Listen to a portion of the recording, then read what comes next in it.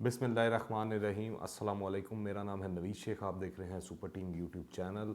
आटा चीनी स्कैंडल हो या पेट्रोल गैस या बिजली का मामला या फिर ब्रॉडशीट का मामला हो या मलेशिया में पीआईए के तैयारे को रोक लेने का वाक़या, बढ़ती हुई रोज़ बरोज़ महंगाई हो या लाहौर के कूड़े करकट के मसाइल हों या इदारों के मसाइल हों या इदारों के अंदर करप्शन हो या करप्शन स्कैंडल हो या इदारों की प्राइवेटाइजेशन का मामला हो, हुकूमत का हर वजीर मशीर एक ही दूर की कोड़ी को ढूंढ कर लाता है कि सब कुछ माजी के हुक्मरानों का किया धरा है।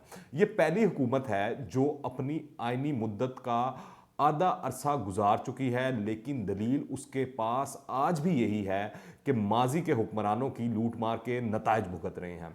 ऐसा लगता है कि वुज़रा की तरबियत कुछ ऐसी ही हुई है कि वो बार बार एक ही बात दोहराते, ज़रा भर भी नहीं घबराते। लोग आज भी एहतजाज कर रहे हैं कि महीने में 2 बार पेट्रोलियम मसनूआत की कीमतों को क्यों बढ़ा दिया गया, जबकि आलमी सतह पर पेट्रोल की कीमत में कमी आई है। वैसे भी पाकिस्तान इस वक्त महंगाई की शरह के लिहाज से पूरे खित्ते में सबसे आगे खड़ा है। ऐसे में अवाम को रिलीफ देने की ज़रूरत है, लेकिन हुकूमत उस पर मज़ीद बोझ डालने का कोई मौका हाथ से नहीं जाने देती। और अगर किसी भी हवाले से, किसी भी चीज़ से कोई भी सवाल किया जाए हुकूमत से, हुकूमती वुज़रा से या इवन देन के इमरान खान साहब से, तो वो सारा मलबा उठाकर गुज़िश्ता हुकूमतों में डाल देते हैं, सारा मलबा उठाकर गुज़िश्ता 30 सालों के ऊपर डाल देते हैं। मगर वो ये नहीं बताते कि इन 2.5 सालों के अंदर इमरान खान साहब, उनके वुज़रा और इस हुकूमत की कारकर्दगी क्या है। खुद इमरान खान हर खराबी का दिफा यही कहकर फरमाते हैं कि पिछली हुकूमतों ने मुल्क को जिस हाल तक पहुंचा दिया है उसका नतीजा भुगत रहे हैं। पहले अगर आपको याद हो तो कप्तान कहा करते थे जल्द अच्छे दिन आने वाले हैं। अब तो उन्होंने अपना ये वाला बयानिया भी यकसर बदल के रख दिया है।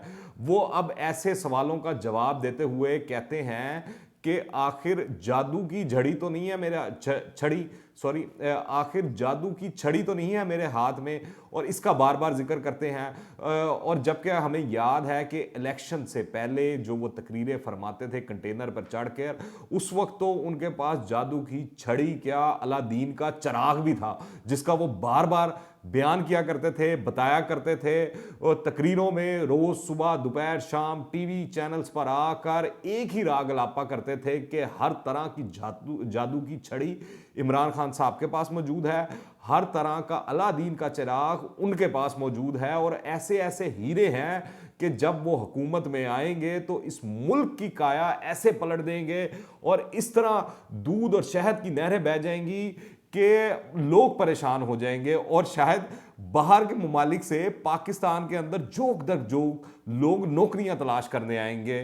तो इस वक्त जो सूरत हाल है आप सबके सामने है। अगर कहा जाए तो उनके अपने द्वार में तो ऐसा नहीं हुआ, फिर अब क्यों हो रहा है? तो जवाब मिलेगा, उन्होंने जाली तौर पर हकीकतों पर पर्दा डाला हुआ था। तो बंदा उनसे पूछे कि जो इसहाक डार साहब जो भी फार्मूला लगाया हुआ था, जहां पे भी उन्होंने डॉलर की कीमत को फिक्स किया हुआ था, तो इमरान खान साहब भी वो काम कर लें। जिस तरह भी उन्होंने गलत या सही माशी इशारियों को आगे पीछे किया हुआ था, इमरान खान साहब भी कर लें। जिस तरह भी उन्होंने महंगाई को कंट्रोल किया हुआ था, एक सतह पर रखा हुआ था, तो इमरान खान साहब भी कर लें। सवाल ये है कि क्या इसी बयानिए के सारे सहारे जो है अगले 2.5 साल जो है इमरान खान साहब इसी तरह गुजार देंगे, उनकी हुकूमत इसी तरह गुजार देगी? क्या इसी बयानियों को लेकर वो आइंदा इंतखाबात में हिस्सा लेंगे? क्या 5 साल तो पिछले हुक्मरानों का फैलाया हुआ कि गांधी साफ करने में लग गया, ये जो 5 साल हैं ये कहेंगे जाके इलेक्शन के अंदर अब मजीद 5 साल दे दिए जाएं ताकि आवाम के लिए कुछ कर सकें और खिदमत करके दिखाएं?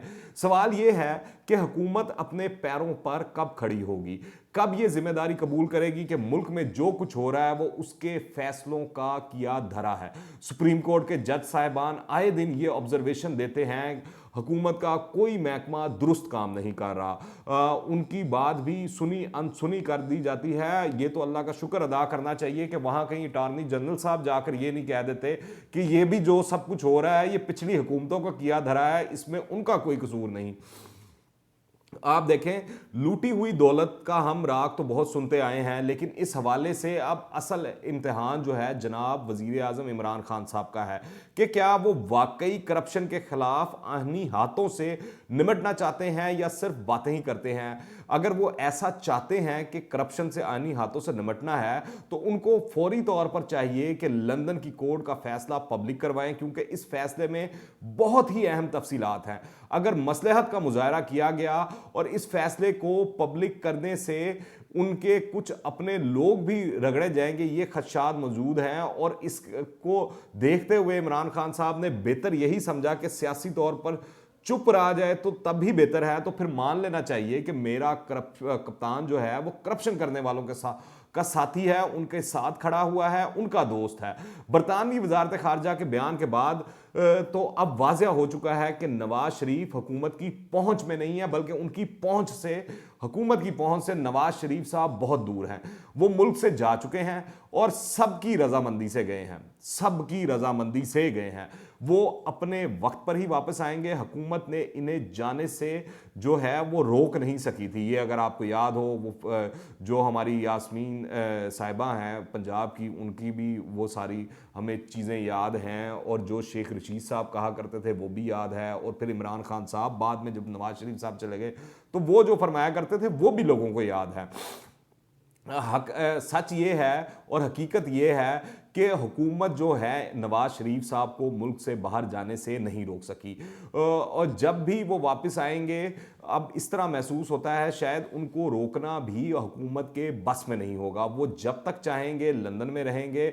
इस तब्दीली का क्रेडिट भी पाकिस्तान तहरीक इंसाफ की इसी हुकूमत को जाता है। इंग्लैंड की तरफ से मुकम्मल ताउन और सऊदी अरब की तरफ से मिलने वाली गारंटी के बाद ये वाज़ेह हो चुका है कि मियां नवाज शरीफ पीटीआई के बस से बाहर हो चुके हैं।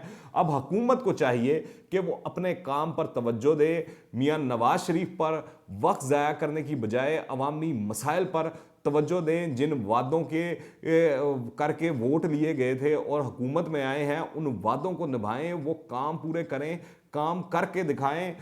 अवामी मसाइल क्योंकि बढ़ते जा रहे हैं। आप लाहौर के हवाले से खाली देख लें कि वो जो कूड़ा करकट के हवाले से हमें दावे सामने आए थे कि हम ये कर देंगे, ऐसे कर देंगे, वो एक डेडलाइन आई, दूसरी आई, तीसरी आई, वो पता नहीं कितनी को डेडलाइनें गुजरती जा रही हैं, मगर वो मसाइल वहाँ के वहाँ हैं, चीज़ें वहाँ की वहाँ हैं।